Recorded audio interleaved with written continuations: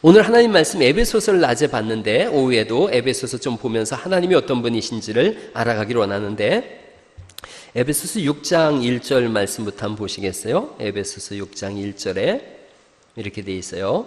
에베소서 6장 1절로 4절 말씀에 제가 한번 읽어볼게요. 천천히 제가 읽을게요.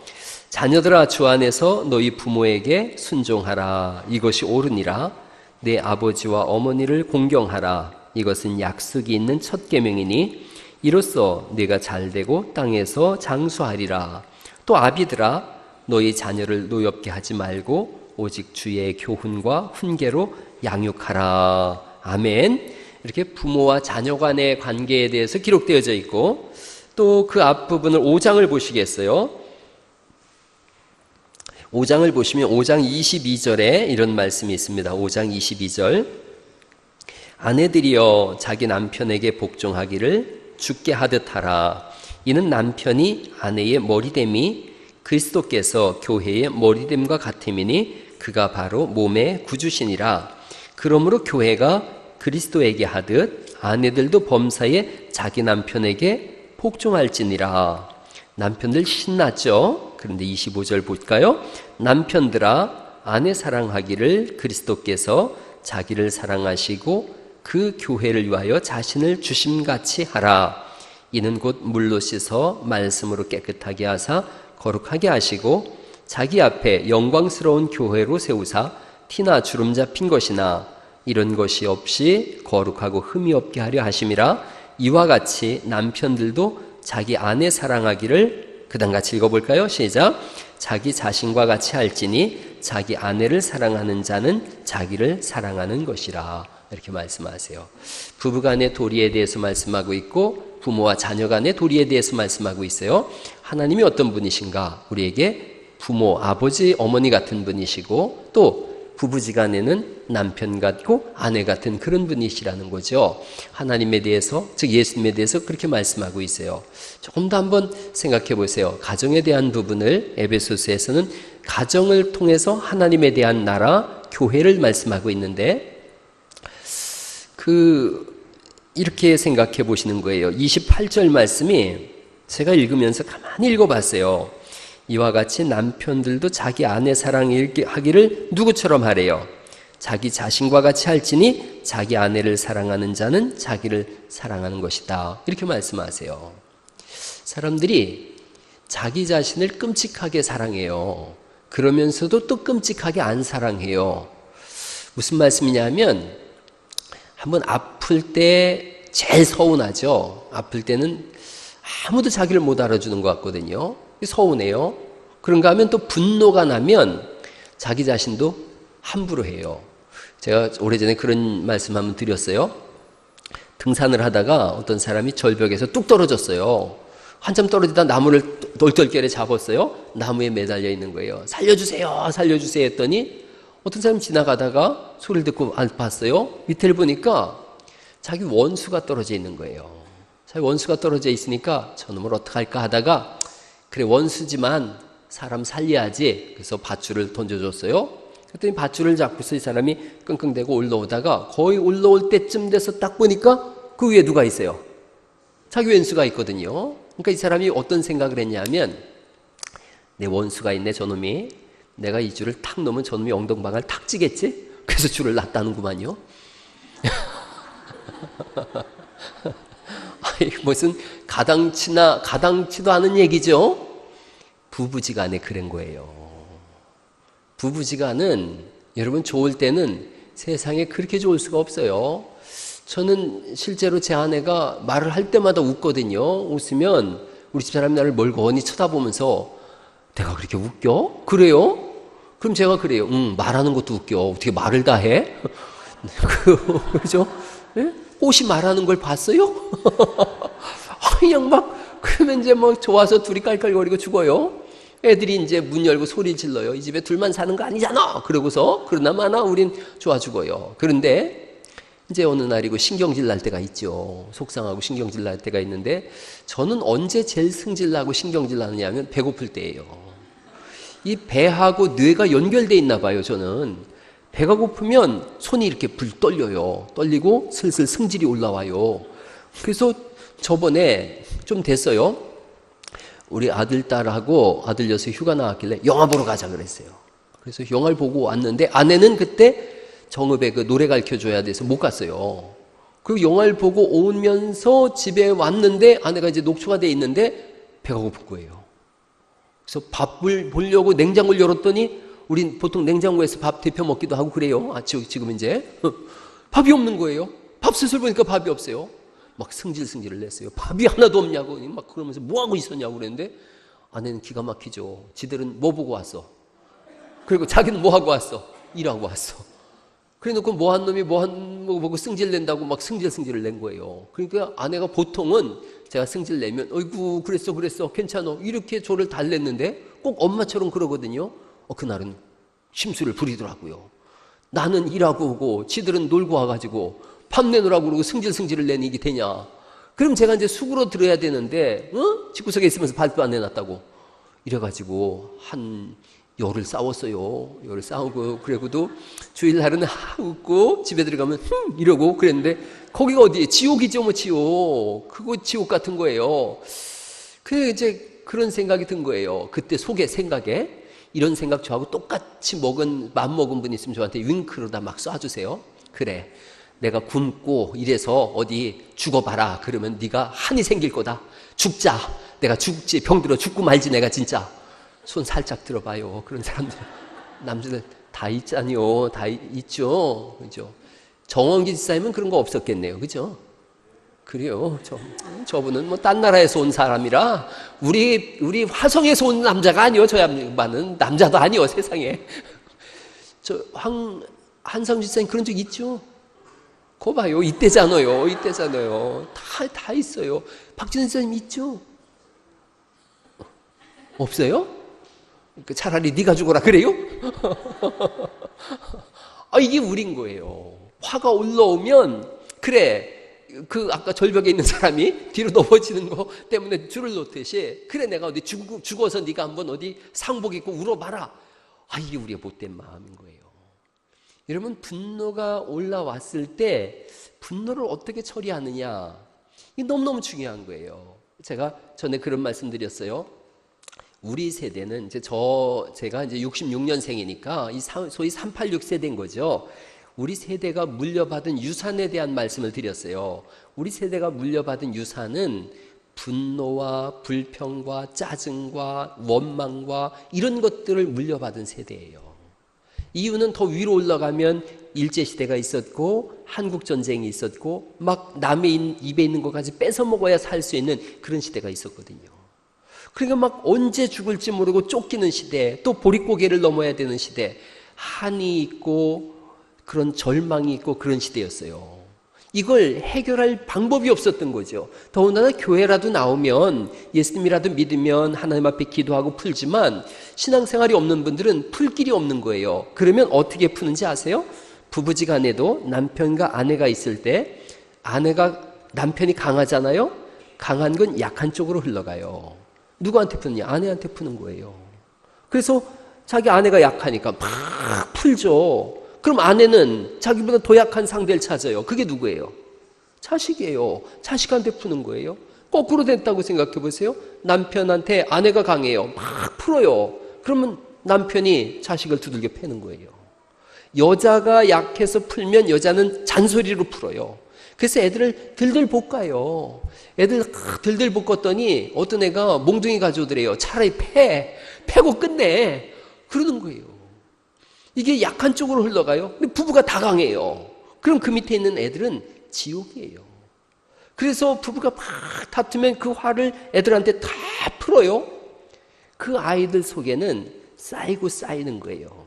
그 쌓여서 어떤 아이는 반항으로 나가고 어떤 아이는 우울함으로 나가고. 여러분 가정마다 결혼을 일찍 하는 두 가지 이유가 있어요. 자녀들이 결혼을 일찍 하는데 언제 일찍 하느냐 하면 부부가 너무 사이가 좋아. 그러면 애들이 생각해요. 야, 빨리 결혼해야 되겠다. 빨리 결혼해야 되겠다. 그래서 나도 저렇게 알콩달콩 꽁냥꽁냥 살아봐야 되겠다. 이런 생각을 해요. 근데 부부가 사이가 너무 안 좋아요. 그러면 애들이 빨리 집을 나가야 되는 거예요. 빨리 집을 나갈 수 있는 유일한 여자의 방법이 과거에 뭐였냐? 결혼이었던 거예요. 그러니까 막 20살, 21살에 그냥 결혼해버리기도 하고. 둘 중에 하나예요. 부모님의 관계가 너무 좋아서 난 일찍 결혼했다. 그럼 두 번째예요, 다? 이런 거예요. 자녀들이 그걸 다 고스란히 약하다는 것 때문에 물려받아요. 그럼 이걸 또 누구한테 물려줘요? 자기 자식한테 물려줘요.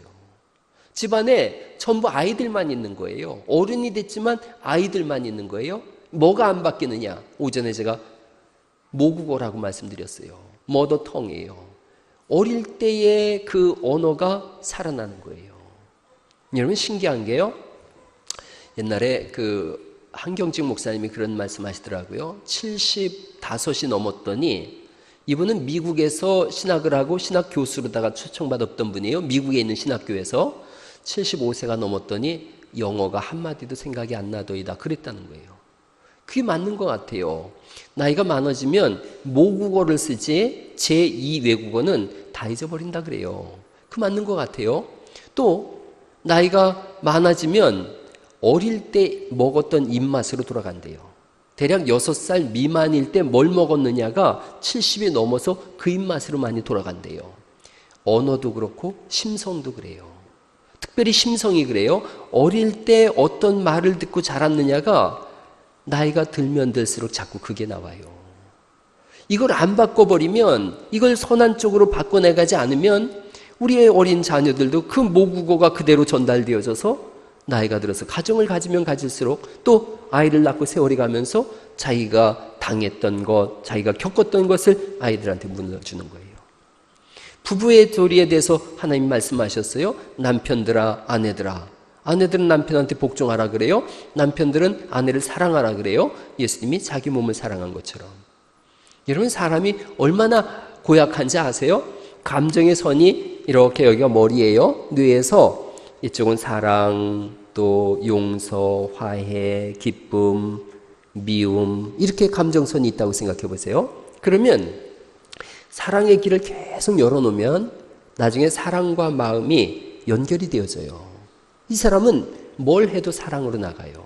어떤 말을 해도 사랑으로 나가고 또 전달도 사랑으로, 품음도 사랑으로 이렇게 나가요. 하나님이 그러신 거예요. 하나님은 사랑이시다라는 고백이 하나님과 사랑이 연결되어져 있기 때문에 하나님은 언제나 사랑으로 나가시는 거예요. 그런데 미움의 길을 한번 열어놨다고 생각해 보세요. 미움은 원래 우리의 길이 아니에요. 그런데 미움의 길이 이렇게 열렸어요. 그러면 한번 가고 안 가면 여기 풀이 나고 숲이 우거져서 길이 없어질 텐데 한 번 간 길을 또 가네요. 또 가고 또 가고 그랬더니 길이 점점 넓어지더니 신장로가 난 거예요. 신장로가 나더니 나중엔 미움과 이 사람의 마음이 연결되어 버린 거예요. 연결되어 버리면 모든 것이 미움으로 나갑니다. 모든 것이 짜증으로 나가고 불평으로 나가고 불만으로 나가고 비판으로 나가고 그렇게 나가요. 여러분의 감정에 길이 어느 길을 낳는지를 한번 생각해 보세요. 나는 사랑과 용서와 화평과 기쁨의 길이 많이 낳는가? 아니면 이 길은 다 닫혀버리고 안 갔으니까 습이 우거진 거죠. 길은 아예 사라져버리고 나는 혹시 미움의 길만 이렇게 열어놓은 사람은 아닌가? 그러면 만사가 싫은 거예요. 이걸 노력을 해야 돼요. 애를 써야 돼요. 거듭난 사람이라 그랬잖아요. 옛 사람을 벗어버리고 새 사람을 입으라 그랬으니까 하나님의 마음이 우리에게 들어와서 이제 이쪽 길을 열어갈 수 있는 사랑과 기쁨, 화평 이런 길을 열어갈 수 있는 힘이 생긴 거예요. 이걸 선택할 수 있는 은혜가 있은 거예요. 과거에는 이쪽은 아예 우리 거가 아니었어요. 그런데 이제 이쪽을 닫고 사랑의 길을 열 수 있는 길이 열렸는데 우리의 못난 자아가 못된 성품이 이 길을 안 뚫으려고 그러는 거예요. 제가 결혼할 때 아내한테 부탁한 게 있어요. 나는 이렇게 아주 성격이 못된 사람이라고. 그래서 한번 화를 내면 그 화에 불이 붙으면 아무도 끌 사람이 없다고. 그러니까 당신이 30분만 참아주면 30분 뒤에 내가 가서 꼬리치면서 잘못했다고 하니까 30분만 참아줘. 그러거든요. 그럼 아내가 그렇게 한다 그러고 지금까지 약속을 잘 지켰어요. 그래서 제가 이렇게 화를 벌컥 내면 아내가 입을 꼭 다물고 참아줘요. 그런 부부 있다 그랬잖아요. 부부 싸움 했을 때 화가 솟아오르면 한 사람 무조건 정원으로 나가기로. 그분이 그런 얘기했다 그래요. 내 반평생은 정원에서 보냈다고. 그랬는데 아내가 참아주는 거예요. 그럼 30분도 안 걸려요. 가서 미안해. 잘못했어. 그러면은 괜찮어. 우쭈쭈쭈쭈. 그래요. 그러면 그 다음날 또 산책 나가고 맛있는 거 나눠 먹고 그래요. 근데 한번 이게 불이 붙었어요. 그때 맞장구를 치네요. 그럼 싸움이 붙어요. 그러면 1주일도 가고 2주일도 가고 그러면서 속으로는 뭐라 그래요? 그래, 내가 이렇게 속병 나서 죽어봐야 네가 알지. 이런 못된 마음이 드는 거예요. 여러분, 뭐 때문에 그 지옥 같은 삶을 살죠? 부부싸움하고서 저녁마다 침대에 들어가면서 뭐라 그래요? 속으로 밑에서 자, 위에서 자. 맨날 그러고 있잖아요. 왜 그렇게 지옥 같은 삶을 사는 거죠? 딱 한 가지, 쓸데없는 자존심 때문에 그래요. 그 개도 안 물어갈 자존심을 괜히 거기다 부리는 거예요. 세상에 부릴 데가 없어서 자기 남편한테, 자기 아내한테 자존심을 부리냔 말이에요. 세상에 부릴 데가 없어서 자기 교회 성도들한테 자존심을 부리냔 말이에요. 자기 자식한테 자존심을 부리냔 말이에요.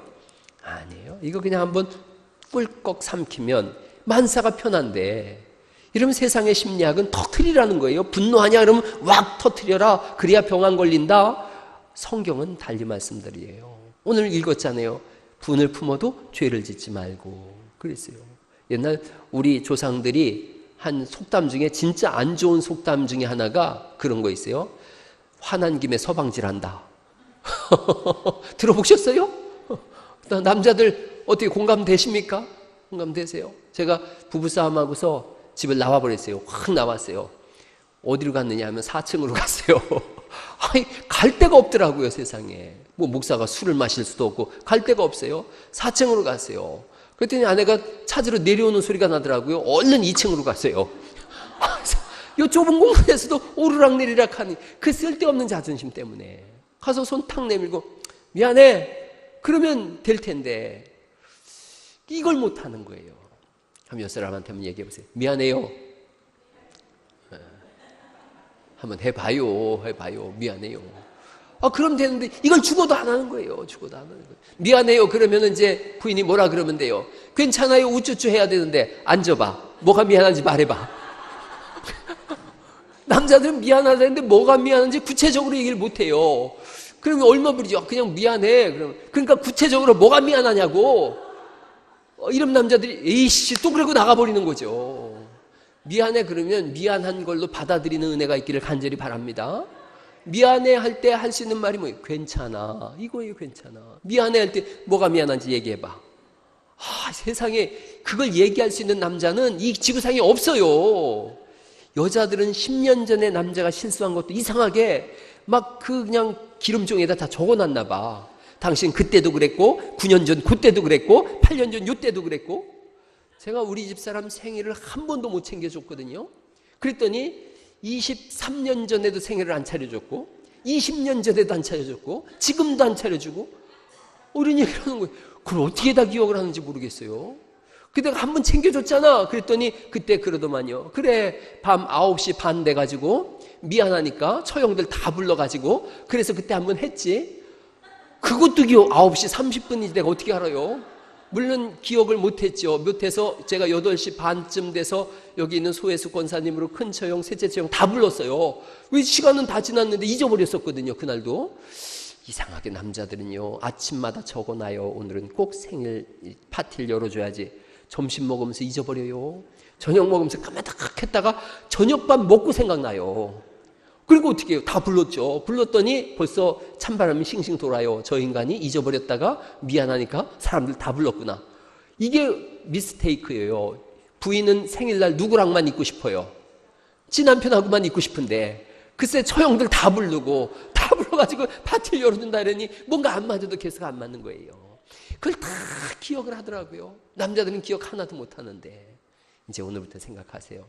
자존심 별거 아니에요. 자존심 부리다 보면 자기를 찔러서 죽여요. 그러니 부부지간에 뭔 자존심이요. 부부지간에 자존심 세울 게 뭐 있어. 그러니까 무조건 뭐라고 해야 돼요? 미안해. 그럼 뭐라고 해요? 괜찮아. 미안해를 다정하게 여보 내가 잘못했네. 미안해. 이런 인간 있어요? 그런 인간은 눈 씻고 본 적도 없어요. 남자들의 미안하다라고 하는 그 간절한 마음을 품은 미안함의 표현이 미안해 이거예요. 미안해. 그럼 저 인간이 사과를 한 거요, 뭐 한 거요? 그게 남자들이 온 마음과 뜻과 힘을 다 쏟아부어서 한 사과한 거예요.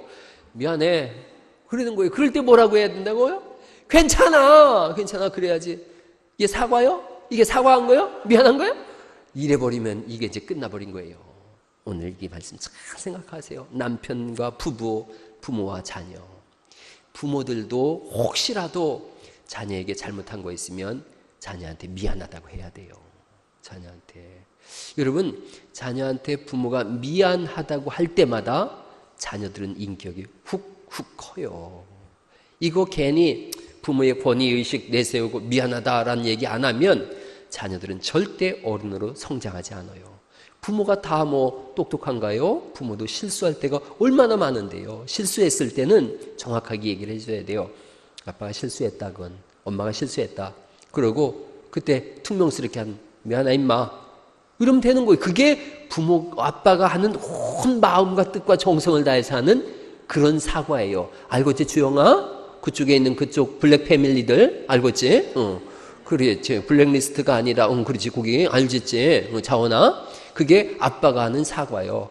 괜히 그게 사과야 아빠? 내 눈을 보고 얘기해봐. 이게 안 된단 말이에요. 아빠가 하는 사과. 미안하 임마. 그리고 엉덩이 툭 치면은 그게 큰 사과인 거예요. 알았어요 아빠. 제가 잘할게요.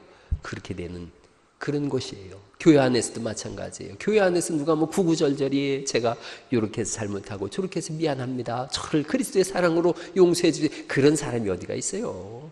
그런 사람은 없어요. 그냥 주일날 김주사 미안해. 그러면 아니 날 보고 제대로 해보세요. 그게 뭐요? 그러면 싸우자는 얘기지. 그러면 형님 생각해보니 제가 잘못했네요.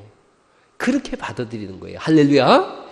그렇게 인생을 사는 거예요. 그러면 내 심정도 편하고 상대방의 심령도 편하고 그렇게 해서 인생을 아름답게 열어가는 것인 줄 믿습니다. 교회 안에서, 가정 안에서, 부부지간에 쓸데없는 자존심 내세우고들랑 속삭여주세요. 그 자존심은 개도 안 물어가요. 더러워서. 그러니까 미안해, 괜찮아요. 이렇게 살아가는 그런 은혜가 있기를 간절히 바랍니다.